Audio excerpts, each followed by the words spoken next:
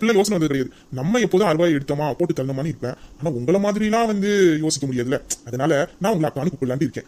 எப்படி வசதி? நான் யாரோட போட்டு தள்ள பிளான் போட்டேன்? இவன் என்ன சொல்லுதா? இவன் குத்துமதிப்பா கேக்குறானா இல்ல போட்டு வாங்குறானா? எனக்கு ஒண்ணும் புரியலையே. ஒருவேளை நேத்து நடந்த விஷயத்தை என்ன சொல்றானோ? அப்ப இவனுக்கு எப்படி தெரியாது? எனக்கு எப்படி தெரியும் தானே யோசிக்கிற?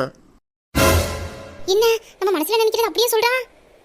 ஏக்கா நீ என்ன மனசுல நினைச்சாலும் நான் சொல்லிடுவேன். இந்த மனசுல நினைச்சாலும் சொல்லிடுவானா? இனிமேல் மனசுல கூட எதையும் நினைக்க கூடாதுப்பா. நீ நினைக்கலன்னா நான் சொல்லுவேன்.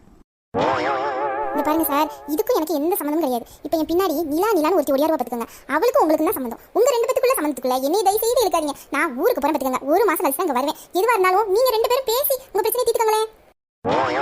அப்படியாக்கா இதை நீங்க என்ன போட்டு தள்ளுறதுக்கு ஒரு பிளான் போட்டீங்க பாத்தீங்களா? அப்ப யோசிச்சிருக்கணும். அப்ப நீங்க ஒரு வேலை யோசிச்சிருந்தா இந்த சம்பந்தத்துக்குள்ள உங்களை நான் இழுத்துக்க மாட்டேன். நீங்க அப்ப பிளான் போட்டதுனால இந்த சம்பந்தத்துக்குள்ள உங்களை இருக்க வேண்டியதா போச்சு. இனிமேல் இந்த சம்பந்தத்தை விட்டு உங்களை வெளியில கொண்டுட்டு வராது இல்ல. கடைசி வரைக்கும் நீங்க என்ன பண்றீங்க? நீங்க ரெண்டு பேத்துக்குள்ள தான் டிராவல் பண்றீங்க. சல்லியா நொறுக்கிட்டான். இனிமேல் எதுவுமே பண்ண முடியாது. அரெஸ்ட் பண்ணிட்டான். இனிமேல் விடுவிக்கவே மாட்டான். இனிமேல் தப்பிக்க முடியாதுக்கா. நான் இனிமேல் உங்களை